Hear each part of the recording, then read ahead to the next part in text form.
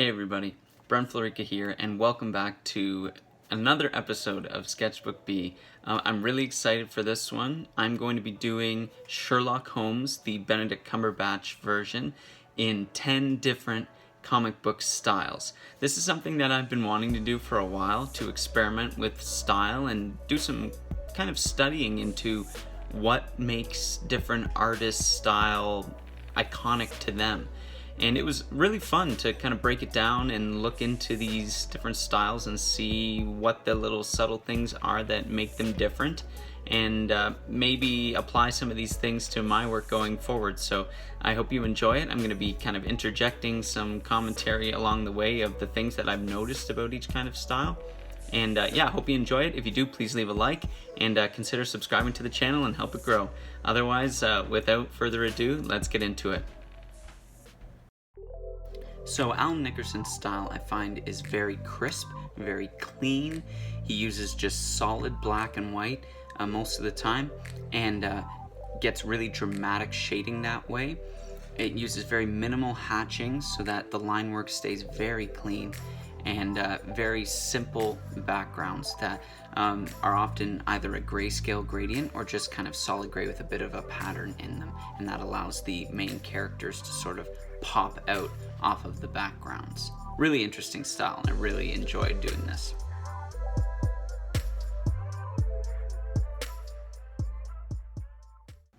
Moving on to the next one in the series, I tried the classic style of Jack Kirby for this one, and he's well known for his 1960s era comics for Marvel, and you know, he created a lot of really iconic characters, did lots of you know, just really classic and timeless work, and his style was known for being very dynamic. Even though it wasn't necessarily very anatomically accurate, he had a way of simplifying anatomy that made it still very dynamic, but also very simple and straightforward. He used a brush for inking and kept it very loose, and I find that his faces tend to be very rounded, especially across the chin, with very simple line work and occasionally little brush hatching where necessary, but on the whole kept it very simple that way.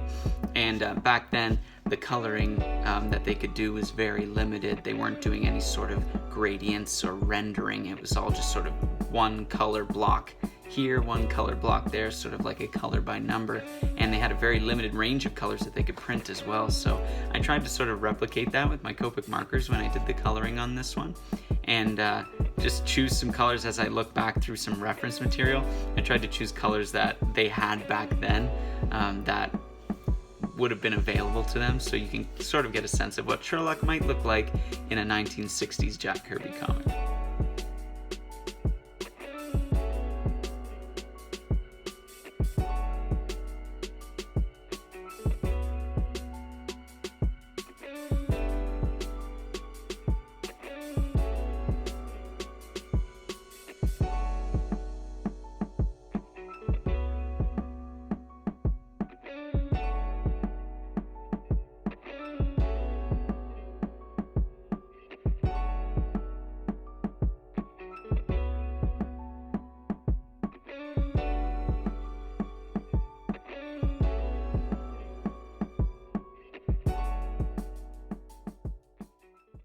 Next up is the style of a guy named Douglas Holgate, and I found his stuff really interesting. When I read through the graphic novel series Wires and Nerve, it's sort of an offshoot of the Lunar Chronicles novel series, and this was a really cool art style for me to look at. And he does blue scale, basically, instead of grayscale, blue scale, where everything is just shades of blue.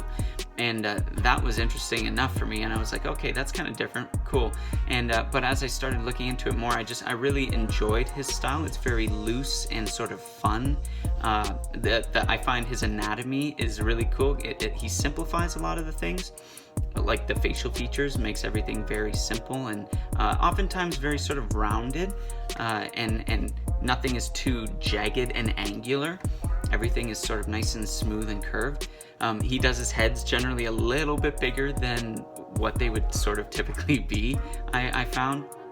And everything like the hair is very just simplified, and just, yeah, I really enjoyed that approach and that style. And it was really fun to try and make bring Sherlock into this style.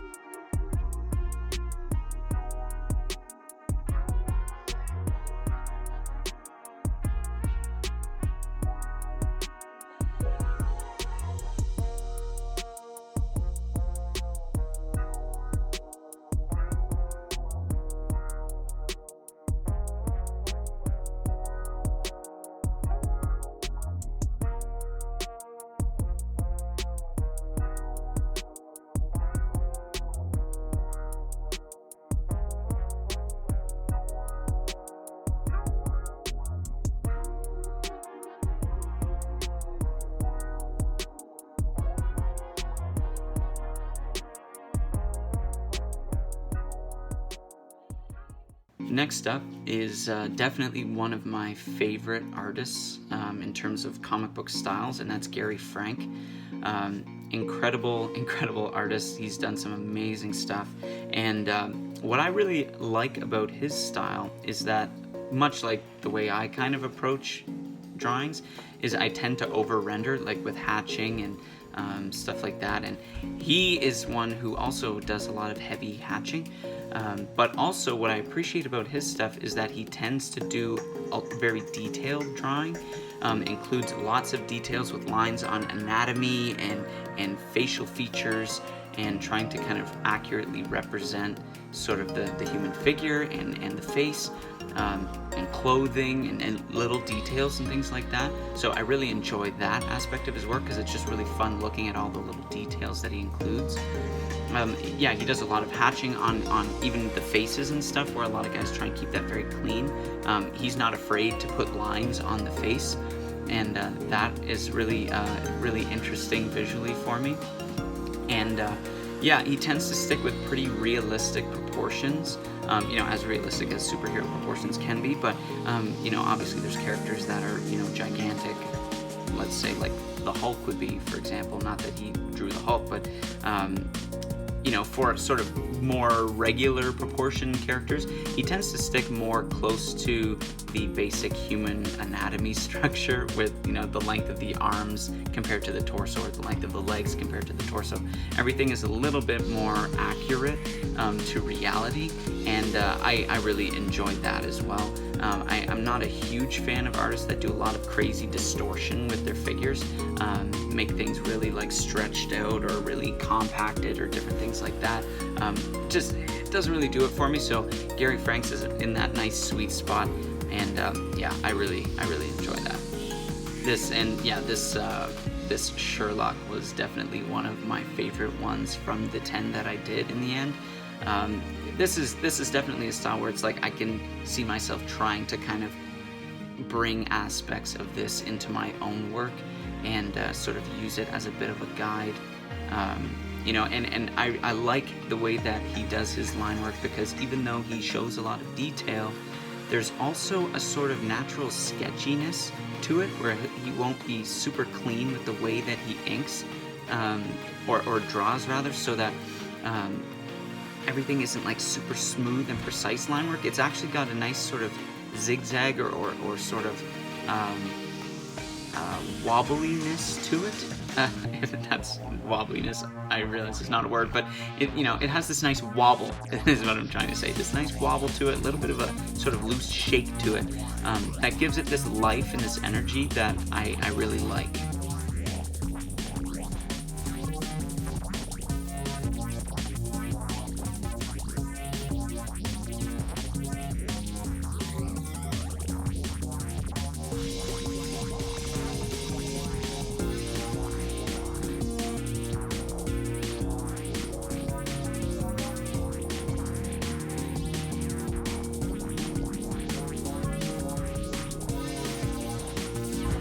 Also, yeah, I should note that I'm coloring all of these with my Copic markers, and a lot of these guys work digitally, I realize that, and so it's not going to be 100%, you know, one-to-one ratio of the way that they look when they do their style.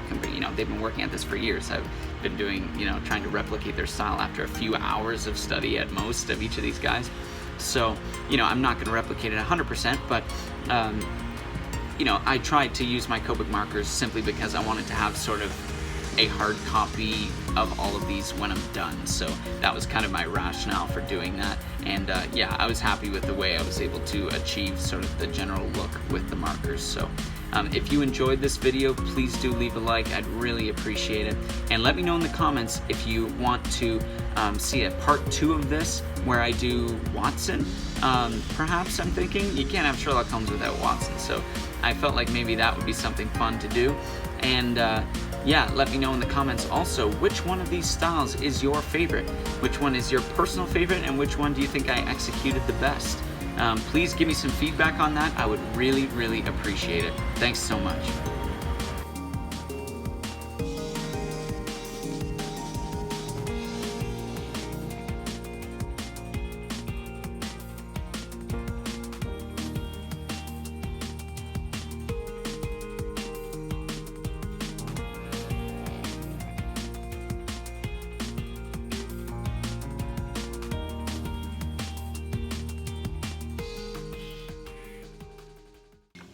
And finally, the last style that I'm going to do in this first half is Greg Capullo. And he works very often with an inker whose name is Jonathan Glapion, I believe.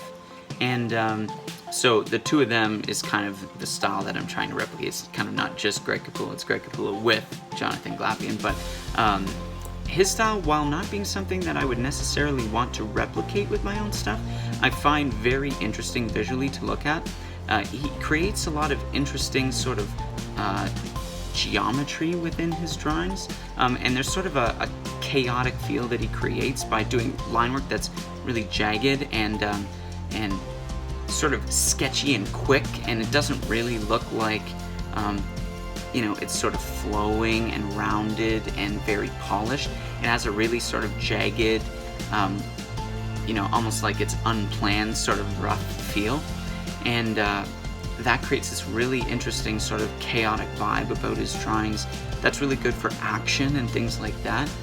He also has some really interesting things that I notice he does in the way that he draws mouths, for example, especially male mouths. They'll be sort of, he'll create a sense of like one plane here, and you can see that very clearly visually. Also, he tends to do this sort of squiggle thing at the side of his mouth and a squiggle on the nose that I don't really see other people doing. And you know, he will do some hatching and just generally kind of put lots of lines sort of all over the place, so that nothing is kind of too smooth and blank and plain. But also, as you know, he works with Jonathan Glapion on the inks, and they sort of work together to create the final product. They do a lot of really heavy black, and that creates a lot of really dynamic shadows and drama, and that is one of the things that I find sort of the most visually interesting about his stuff, is that drama that's created by these heavy shadows. He's really not afraid to put in some heavy solid blocks of black. And he also has this really interesting sort of zigzag method for doing hatching. Instead of just straight lines or even like a cross hatch, a lot of the time he does this sort of zigzaggy line. And just one of the things I kind of noticed that I thought was kind of interesting.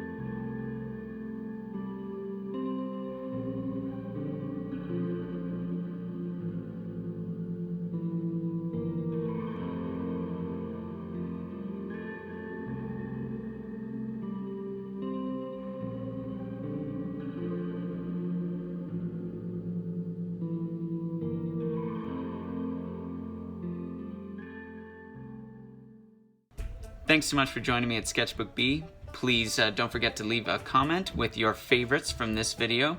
And don't forget to join me next time when I complete the set with artists 6 through 10. And that includes some of my favorites, so be sure to join me for that. I'll see you then. Thanks a lot.